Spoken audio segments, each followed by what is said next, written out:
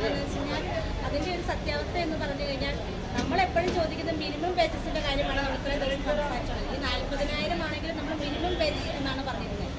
അതിനകത്ത് എഴുതിയിരിക്കുന്ന സംഖ്യ എന്ന് പറയുന്നത് 48 സംതിങ് ആ രീതിയിലെത്തുന്ന ഒരു സാലറി വരെ ഇവിടെയുള്ള സ്റ്റാഫിന് കൊടുക്കുന്നുണ്ടെന്നാണ് പറയുന്നത്. 48,000 രൂപ മേടിക്കുന്ന ആരെങ്കിലും ഉണ്ടോ എന്നുള്ള അറിവ് എനിക്കില്ല. അങ്ങനത്തെ ഒരു 64 പേരുടെ കണക്കിൽ പെടുന്നവരാരൊക്കെയാണെന്നുള്ള കാര്യം എനിക്കറിയില്ല. ഇവിടെ ഏറ്റവും കൂടുതൽ എക്സ്പീരിയൻസ് ഉള്ള ഒരാളെന്ന് പറഞ്ഞു കഴിഞ്ഞാൽ 24 വർഷത്തെ എക്സ്പീരിയൻസ് ഉള്ള ഒരാളാണ് ഇവിടെ.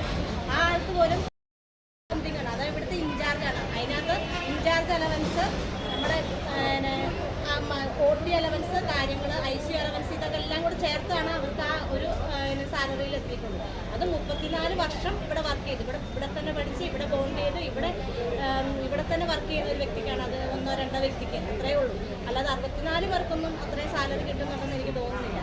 പിന്നെ ഈ പറയുന്ന പോലെ ഈ സാലറി ഇത്രയും വർദ്ധിപ്പിച്ച് എന്നാന്ന് വെച്ചാൽ 2018 സാലറിനെ ബേസ് ചെയ്ത് നമ്മൾ ഒരു ഇടക്കാല ആശ്വാസം എന്ന് പറയുന്നത് നമുക്ക് കുറച്ച് സാലറി സംഘടനയുടെ നിരന്തരമായിട്ട് ഇടപെടലിന് മൂലമാണത് നമുക്ക് ഒരു ഇടക്കാല ആശ്വാസം എന്ന് പറയുന്നത് ഒരു 3,000 രൂപയും പിന്നെ ഒരു 6,000 രൂപ പിന്നെ 9,000 രൂപ ഈ ഒരു സ്കെയിലിൽ നമുക്കത് വർദ്ധിപ്പിച്ച് തന്നിരുന്നു.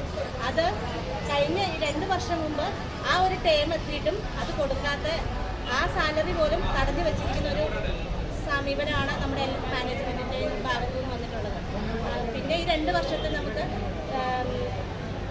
ആനുവൽ ഇൻക്രിമെൻ്റ് ഉണ്ടല്ലോ, ഈ ആനുവൽ ഇൻക്രിമെൻറ്റ് അതാണെങ്കിൽ പോലും നമുക്ക് 2 വർഷമായിട്ട് തന്നിട്ടില്ല. ഇതിന് മുമ്പത്തെ മാനേജ്മെൻറ്റ് അത് പിന്നെ നമുക്ക് തരാതെ തടഞ്ഞു വെച്ചിരിക്കുകയായിരുന്നു.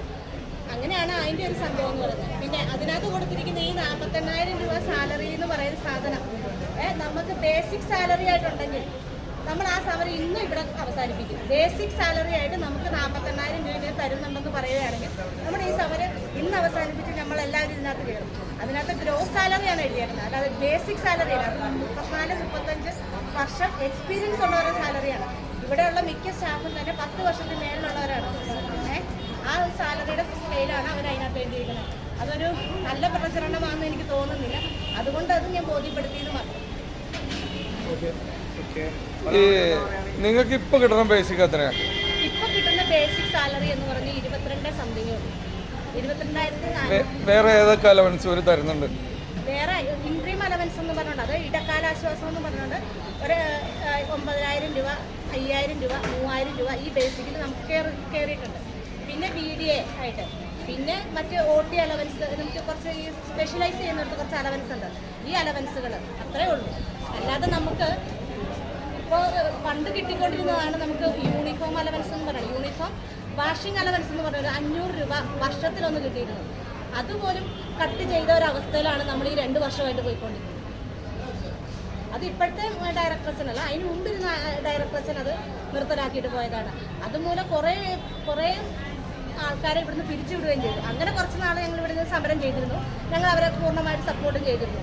അതിൽ കുറേ പേരെ കയറ്റി, കുറച്ച് പേരെ എന്നിട്ടും ഇനിയും കയറാൻ പറ്റാതെ പുറത്ത് നിൽക്കുന്ന കുറച്ച് പേരൂടെയുണ്ട്. അതിന് വേണ്ടിയിട്ട് അവരെ ഒരു 7 പേരേ ഉള്ളൂ. അവരെയും കൂടെ കയറ്റാൻ ഞങ്ങൾ നിരന്തരം മാനേജ്മെൻറ്റിനെ സമ്മർദ്ദം ചെലുത്തിയിട്ടും അതിനകത്ത് അവരാണെങ്കിൽ വിധവകളായിട്ടുള്ളവരും വീട്ടിൽ സാമ്പത്തിക പ്രതിസന്ധി മൂലം ഇപ്പോൾ അവർ ജോലി ചെയ്യാതെ വീട്ടിലിരിക്കുന്ന ഒരവസ്ഥയാണ് ഉണ്ടായിരുന്നത്. അതിനെതിരെ നമ്മൾ ഹൈക്കോടതിയിൽ കേസ് കൊടുത്തിട്ട് അവിടെ നിന്ന് വിധി വന്നിട്ട് പോലും അവരെയും കേട്ടിട്ടില്ല. ആ 7 പേരെ ഇപ്പോഴും കേട്ടിട്ടില്ല. സിസ്റ്റേഴ്സിൻ്റെ അച്ഛന്മാരുടെയൊക്കെ മാനേജ്മെൻറ്റ് നിങ്ങളെ അടിച്ചമർത്തി വളർത്തിയതാണ്.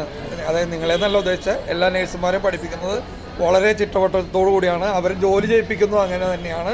ആ ഒരു സ്വാതന്ത്ര്യം നിങ്ങൾക്ക് ഒരിക്കൽ പോലും കിട്ടിയിട്ടില്ല.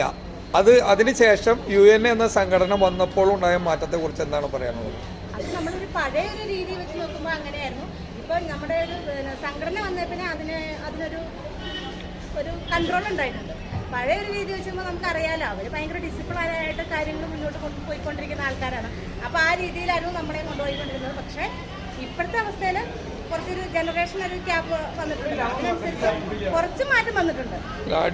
ഡിസിപ്ലിൻ അനുസരിച്ചുള്ള സാലറി അവർ തരാറില്ല, അതാണ് മെയിൻ പ്രശ്നം അല്ലേ? അതെ, അച്ഛന്മാരുടെ ഭാഗത്തൊന്നും കൂടുതലും ഇല്ല കേട്ടോ. നമുക്ക് അച്ഛന്മാരുടെ ഭാഗത്തുനിന്ന് എന്നും നല്ലൊരു സമീപനമാണ് ഉണ്ടാക്കിയിരിക്കുന്നത്. പക്ഷെ അവന്മാർ പെൺപിള്ളേർ ഞങ്ങൾ പെൺപിള്ളേരായതുകൊണ്ടാണോ അറിയത്തില്ല, ആ ഒരു സ്വാതന്ത്ര്യം കീപ്പ് ചെയ്യുന്നതുകൊണ്ടാണോ അറിയത്തില്ല.